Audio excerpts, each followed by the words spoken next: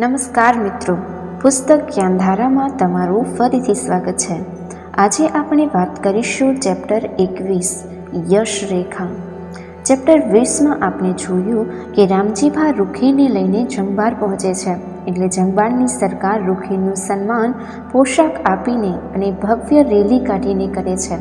અને પછી હાલારના અગ્રણીઓ રામજીભાને ઇનામ આપવાનું કહે છે. ત્યારે રામજીભા હાલારી વસાહતમાં ગુલામોને છોડી મૂકવાનું અને નવા ગુલામો નહીં પકડવાનું માગે છે. અને લધાબા રામજીભાના આ પ્રસ્તાવને સ્વીકારી લે છે અને બધા ગુલામોને છૂટા કરી દે છે.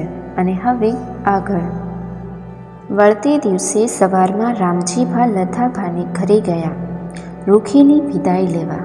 ત્યારે એણે એક વિચિત્ર દ્રશ્ય જોયું. બહાર વાસણોનો ઢગલો પડ્યો હતો. રસોડું ને કોઠાર ધોવાઈ ગયા હતા. રામજીભાને આશ્ચર્ય થયું. એણે લધાબાને પૂછ્યું, આ શું? ડોસાના અવાજમાં પહેલીવાર ગાર્હસ્થ્યનો બોજ આવ્યો. હસીને લધાભાઈએ કહ્યું, રૂખી. એટલે રામજીભાને આ એક શબ્દના અવાજમાંથી કાંઈ ન સમજાયું. બસ એ કહે છે કે હું અહીં છું ત્યાં સુધી હું જ રસોઈ કરીશ ને ઘર જાળવીશ. એમ? હા, મેં કહ્યું, બેન રસોયા છે, નોકર ચાકર છે, તું નિરાતે બેસ. પણ એ તે કાંઈ માની. ઘણી જિદ્દી છોકરી છે હો. વર્ષોથી જાણે રૂખીને પોતે ઓળખતા હોય એવી વહાલસોઈ આત્મીયતા એના અવાજમાં હતી. તું આજ અહીં જ જમજે. હું તો જાઉં છું બા અત્યારે. અત્યારે? હા, 7,000 માણસ નવરું પડે ને નવરું બેસે એ તે કોઈ ઠીક કહેવાય?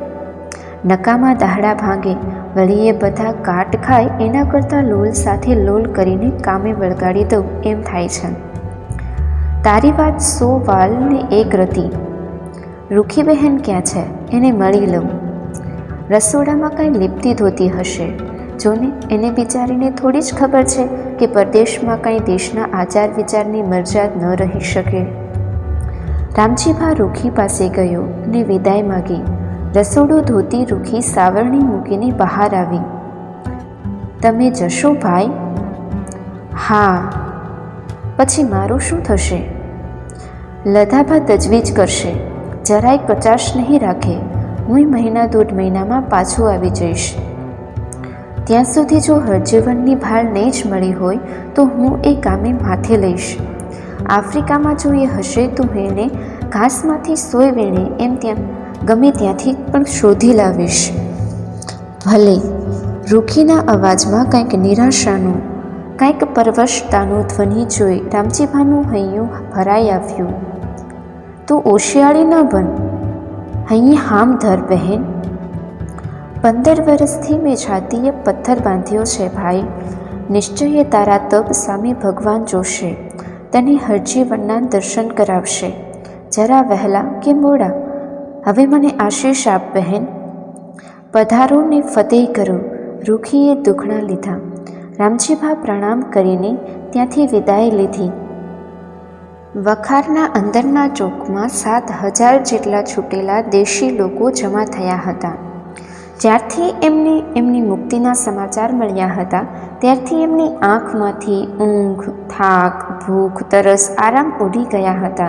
જ્યારથી એમને એમના છૂટવાપણાનું મર્મ સમજાયું હતું ત્યારથી એમના ચહેરા ઉપર કોઈ અજબ ઓજસ પથરાયું હતું. શા માટે, કઈ ભાવનાએ પ્રેરાઈને આ લોકો એમને છૂટા કરી દેતા હતા એ એમને સમજાયું ન હતું. એમને તો સાદી વાત સમજાતી હતી.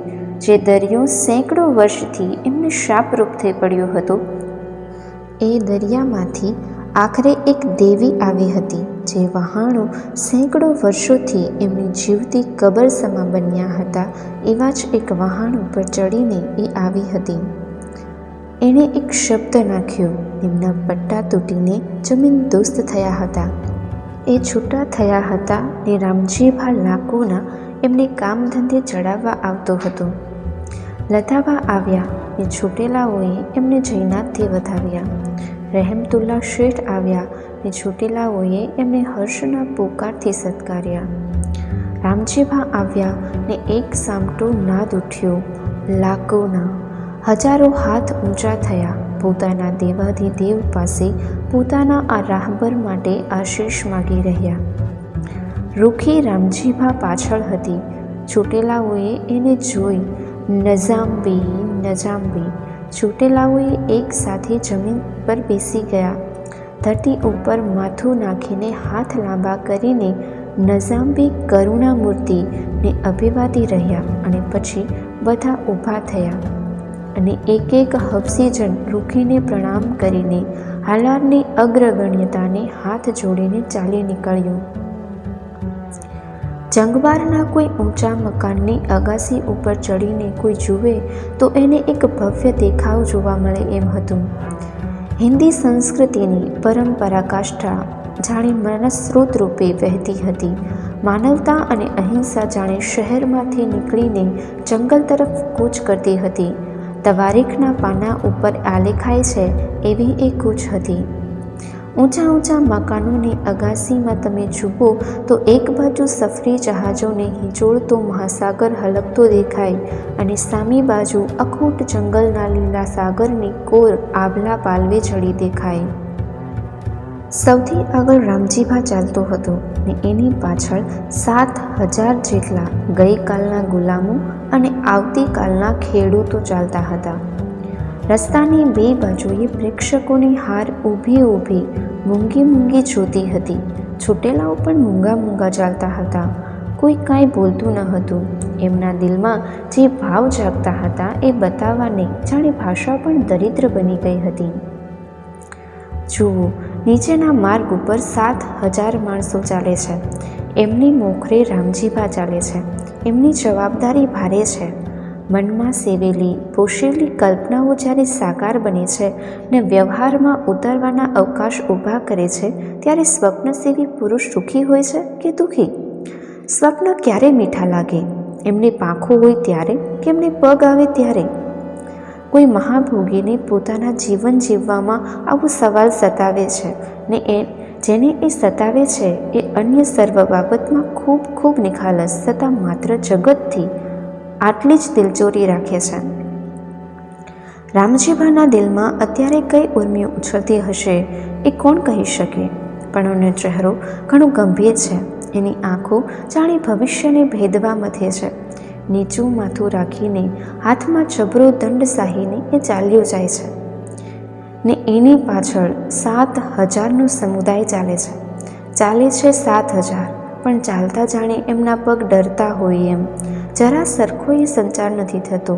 સ્વતંત્રતા મળી છતાં કોઈના ચહેરા પર હાસ્ય નથી. બધા જ નિશ્ચિત ભાવિમાંથી ધકેલાઈને અનિશ્ચિત ભાવિ તરફ જતા હતા. સભાન પરતંત્રતામાંથી બેફામ સ્વતંત્રતા તરફ જતા હતા. સ્વતંત્રતા મહાસાગર છે. ધીમે ધીમે એ જૂથ દેખાતું બંધ થાય છે. એમની પાછળ ઉડતા ધૂળના ગોટા પણ શમવા માંડે છે. પોતાના ખોવાઈ ગયેલા સંતાનો અચાનક મળી જતાં માતા જેમ હસી હસીને ફરી ફરીને છાતીએ ચાપે એમ હર્ષ ઘેલું બનેલું દેખાતું જંગલ પોતાની વિશાળ છાતીને ખુલ્લી કરીને પોતાના બાળકોને પોતાની છાતીએ વળગાડતું હતું. ક્ષણભર આથમતા સૂર્યના સોનેરી તેજ જંગલ પર મહાપ્રભા પાથરી રહ્યા ને પછી રાતના અંધારા અવની પર ઉતરવા માંડ્યા ને કોઈ પૂજારી દેવ મંદિરમાં જાણે એક પછી એક દીપક પ્રગટાવતો હોય એમ આકાશમાં એક પછી એક તારા ચમકવા